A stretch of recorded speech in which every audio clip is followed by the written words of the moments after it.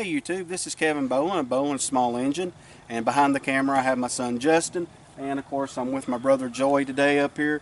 We built a little fire. It's just finished snowing. It snowed yesterday and today, somewhat of the morning. The weather came in, it was miserable.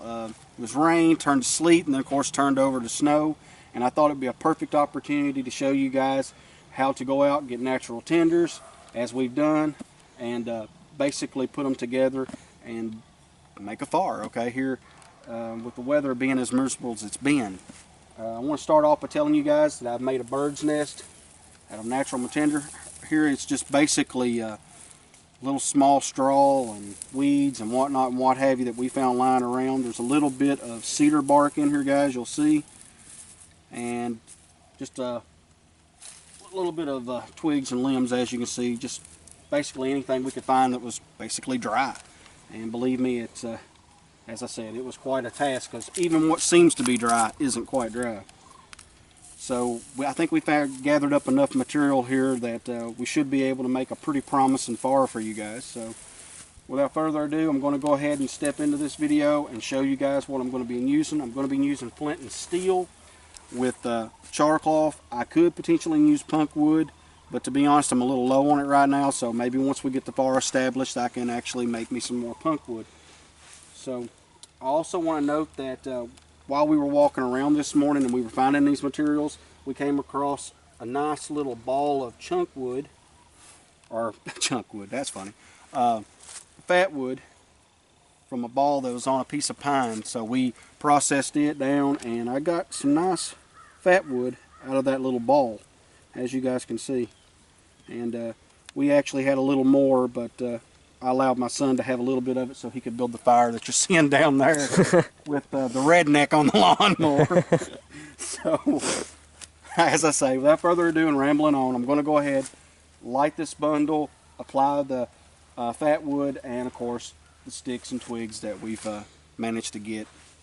So, let's get into this video. I'm going to take a simple small piece of char cloth here. It's nothing fancy. And I'm going to apply it to my little stone here, which is basically just a piece of chert, guys, that I found in the creek.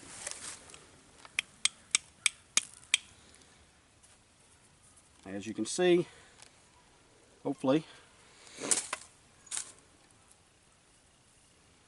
I've got that burning. Didn't really get it in the video. Hold on. Yeah, they can see it. At least I can. Okay. So I'm going to take my little bundle here. I'm going to allow this to burn just a little bit. And I'm going to apply it to this bundle.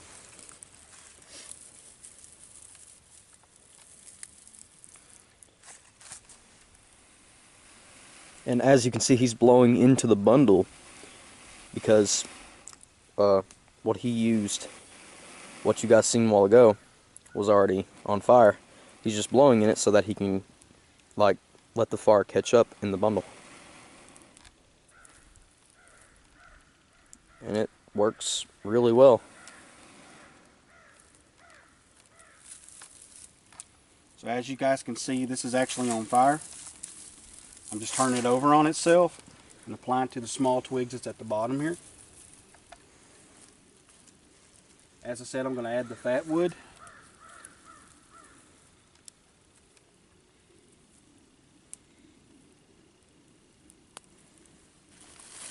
Then I'm going to add just a few little twigs, just to kind of cover it over. Now I know a lot of people say, guys, that you're smothering the fire when you're doing this, and that is true to an extent, guys. You actually are, but I've never had any issues doing it this way, guys. With the fat wood being underneath the bottom, it seems to work just fine for me. And as you can see, I'm just basically taking these twigs and applying them.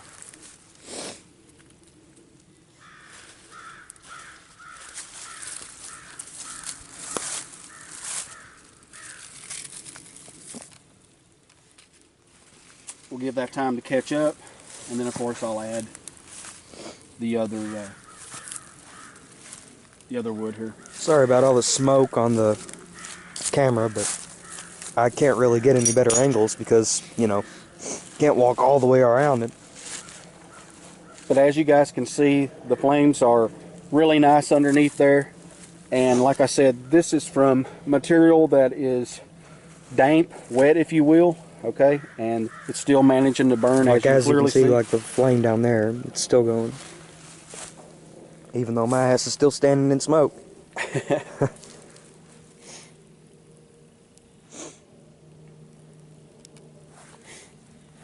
Now I personally want you guys to see the flames, so I'm actually going to blow under the bundle to get this going even better. I may not have to. It looks like it's picking up a little better for you guys, so it's going to look better on camera at this point. There's the flame right there, and then it's... And that's probably due to the fact that I put the fatwood in there. I'm actually fairly certain of it, to be honest. But as you can clearly see, this is very effective, and it'll work just fine. A fire lay, I would highly recommend. I could have easily made a fire lay, and this would work if it was really windy. But as it is right now, there's not a lot of wind, so a fire lay really isn't necessary. As you can see, the fire is actually taking off very well at this point. And it's just hard to believe that just with a few simple materials that you can find ready and available, that you can actually make a fire, even if it's rained, okay? Even if the weather conditions are not optimal, okay? For a fire, you can still manage to make a fire so long as you know what materials to gather and how to actually apply them in making a fire. So as you can see, this is burning just fine. I'm going to take some of this wood and I'm going to apply it like this. Now, I could go about this many different ways, guys.